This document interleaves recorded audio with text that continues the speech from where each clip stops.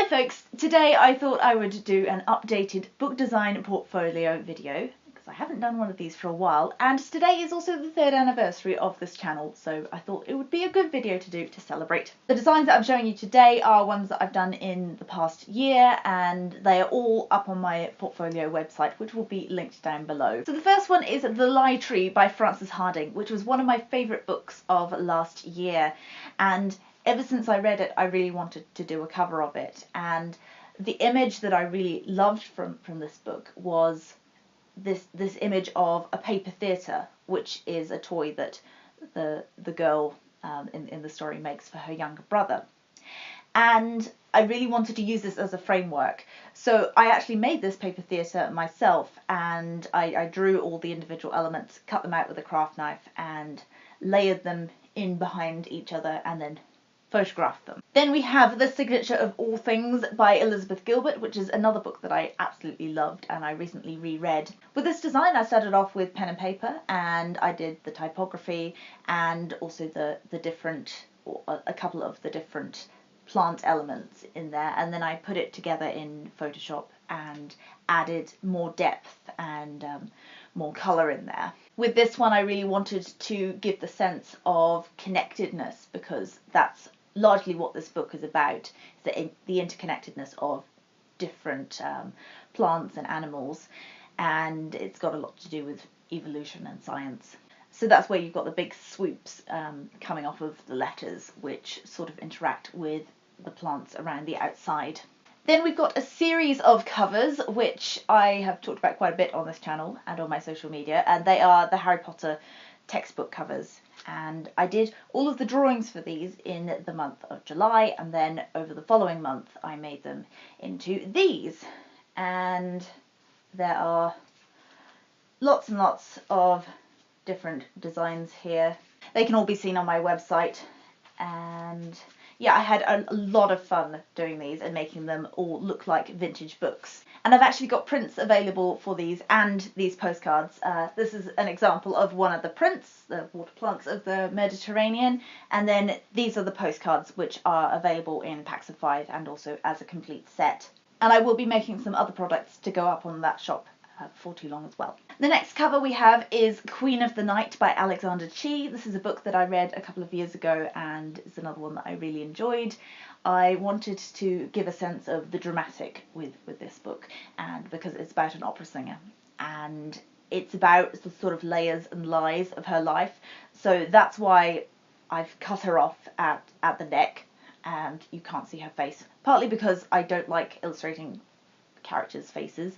I prefer to have silhouettes, or to not have the character on the cover at all, and that's because I like the reader to be able to imagine the characters for themselves. I don't think that's really a book designer's job, is to illustrate the characters, but with this I did want to have a sense of this character on the front, and she's really a larger than life character, and then having the stage set within her skirts and turning into the curtains of the stage was an idea of sort of hiding her past and hiding behind the stage, but also within the theatre. This is another one I had a lot of fun with, and I did this all digitally, so it's all digital painting in layers on Photoshop. Strange Weather in Tokyo is another one where I did most of it digitally. I did some sketches and did the typography by hand beforehand, and then traced over it in Photoshop. With this one I wanted a sense of sort of looking up at the sky and feeling really small, so you've got the buildings on either side and the cherry blossoms, which represent Japan and this setting, and then the colours are quite limited but quite bright. And then if you look really closely, the clouds look a little bit like mushrooms, and that's to do with the symbolism in the book as well. But with this I also wanted a sort of almost pattern-like surface to it, so because you've got the cherry blossoms quite close up, I think it gives it that kind of quality.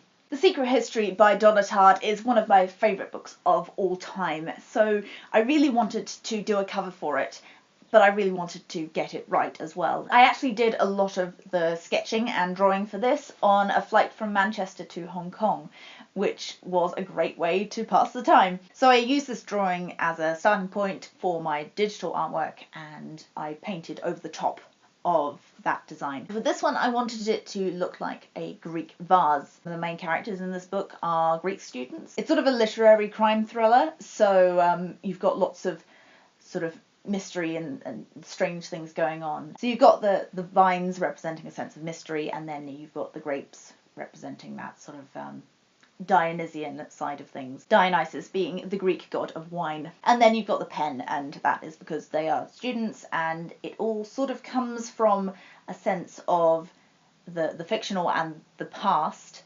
merging with the present, and that's what that pen is sort of supposed to suggest. And the final one that I'm going to share with you here today is The Luminaries by Eleanor Catton. This is another book that I absolutely love. It is by a New Zealand author. She won the Man Booker Prize 3 years ago for this, and I just love it. And it's another one that I wanted to do really well if I was going to do a cover for it. So the moon is to do with the moon cycles, and if you see the original cover, you'll see that it uses that imagery as well.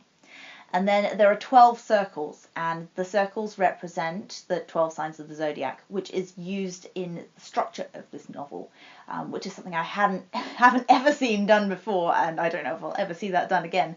It's the most extraordinary novel, and they're all sort of overlapping and intersecting, and the 12 signs of the zodiac represent different characters as well.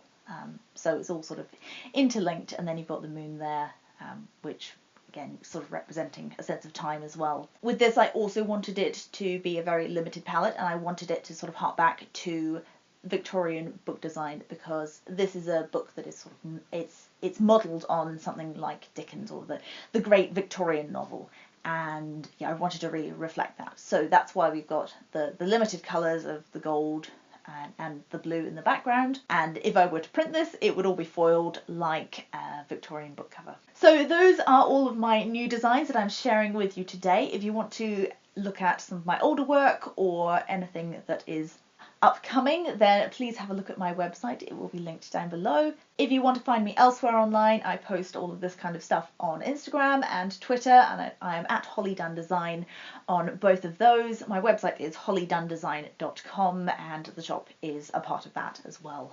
As always, thank you very much for watching, and I'll see you in the next one. Bye!